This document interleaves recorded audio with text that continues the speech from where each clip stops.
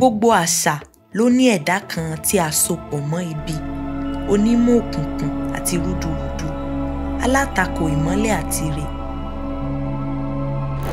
Nínú àṣà ìsìn àwọn Júù, ẹ̀dá yìí ni a mọ̀ sí Sátánì, olubi tàbí Lúsíférì. Ìbẹ̀rẹ̀ àwọn ẹ̀sìn tó ní ṣe pẹ̀lú Ábúráhámù nílẹ̀ Yorùbá nígbà ìṣèjọba àwọn òyìnbó amúnisìn ó ṣokùnfà ṣíṣe àlàyé àwọn èrò àti ẹ̀dá àjòjì kan pẹ̀lú ohun mímọ́. Nípa bẹ́ẹ̀, èṣù di ẹni tí wọ́n ń pè ní Sátánì. Ṣé yóò yà ọ́ lẹ́nu bí mo bá sọ fún ọ pé èṣù kìí ṣe Sátánì?